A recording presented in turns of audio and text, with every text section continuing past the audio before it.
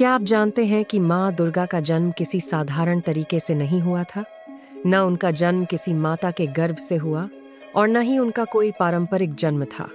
उनका निर्माण हुआ था देवताओं की सामूहिक शक्तियों से, एक ऐसी दिव्य ऊर्जा के रूप में जिसे सिर्फ एक उद्देश्य के लिए बनाया गया था, अधर्म का नाश करना और महिषासुर का अंत करना।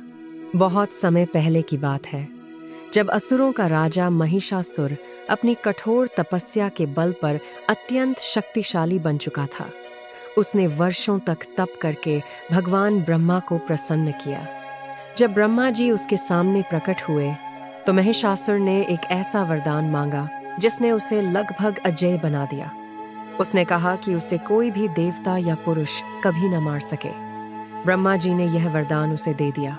इस वरदान को प्राप्त करते ही महिषासुर का अहंकार बढ़ गया। उसने अपनी शक्ति का दुरुपयोग करना शुरू कर दिया। उसने स्वर्ग लोक पर आक्रमण कर दिया और देवताओं को युद्ध में पराजित कर दिया। इंद्र का सिंहासन छीन लिया गया और देवताओं को स्वर्ग छोड़कर भागना पड़ा। चारों ओर भय, अन्याय और अत्याचार का वातावरण फैल गया। कोई भी महिषासुर का सामना करने की हिम्मत नहीं कर पा रहा था। तब सभी देवता एक साथ मिलकर त्रिदेव, ब्रह्मा, विष्णु और भगवान शिव के पास पहुंचे। उन्होंने अपनी पीड़ा और महिषासुर के अत्याचारों के बारे में बताया। जब त्रिदेवों ने यह सब सुना तो वे अत्यंत क्रोधित हो गए।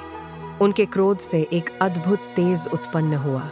भगवान शिव के शरीर से एक अग्नि समान प्रकाश निकला। भगवान विष्णु से तेजस्वी ऊर्जा प्रकट हुई और ब्रह्मा जी से भी दिव्य प्रकाश निकला। धीरे धीरे सभी देवताओं के शरीर से भी तेज निकलने लगा और वह सब एक स्थान पर इकट्ठा होने लगा। वह ऊर्जा इतनी प्रचंड थी कि मानो पूरा ब्रह्मांड उस प्रकाश से भर गया हो। उसी तेज से एक दिव्य स्त्री का रूप प्रकट हुआ। वह थी माँ दुर्गा। माँ दुर्गा का स्वरूप अत्यंत अद्भुत और तेजस्वी था।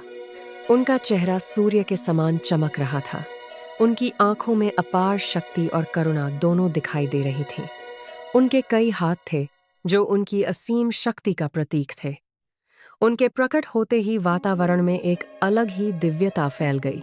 इसके बाद सभी देवताओं ने उन्हें अपनी अपनी शक्तियां और अस्त्र शस्त्र प्रदान किए।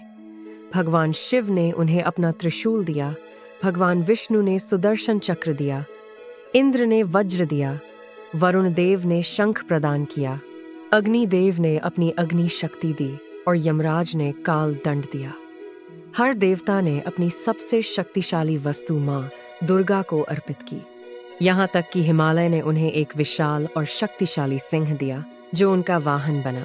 माँ दुर्गा उस सिंह पर सवार होकर और भी अधिक प्रभावशाली और दिव्य प्रतीत होने लगी। अब वे केवल एक देवी नहीं थीं, बल्कि सभी देवताओं की संयुक्त शक्ति का स्वरूप बन चुकी थीं। माँ दुर्गा का उद्देश्य स्पष्ट था, धर्म की रक्षा करना और अधर्म का अंत करना। जब महिषासुर को उनके बारे में पता चला तो वह हंस पड़ा। उसे लगा कि एक स्त्री उसका क्या बिगाड़ सकती है, लेकिन वह यह नहीं जानता था कि यह कोई साधारण स्त्री नहीं, बल्कि समस्त देवताओं की शक्ति का रूप है। जल्द ही माँ दुर्गा और महिषासुर के बीच भयंकर युद्ध शुरू हुआ। यह युद्ध कई दिनों तक चला। महिषासुर अपनी माया से बार बार रूप बदलता रहा।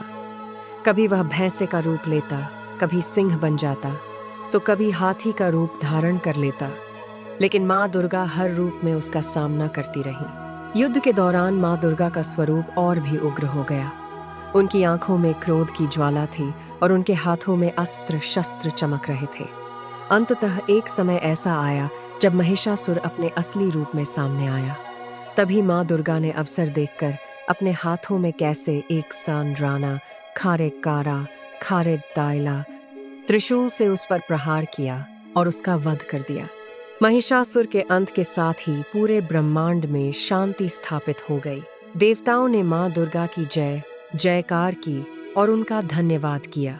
इस प्रकार माँ दुर्गा ने संसार को अत्याचार से मुक्त कराया। माँ दुर्गा की यह कथा हमें यह सिखाती है कि जब भी दुनिया में अधर्म और अन्याय बढ़ता है, तब शक्ति का जन्म होता है। माँ दुर्गा केवल एक देवी नहीं है, बल्कि वे साहस, शक्ति, न्याय और करुणा का प्रतीक हैं। उनका निर्माण इस बात का प्रमाण है कि जब सभी शक्तियां एकजुट होती हैं तो सबसे बड़ी बुराई का भी अंत किया जा सकता है।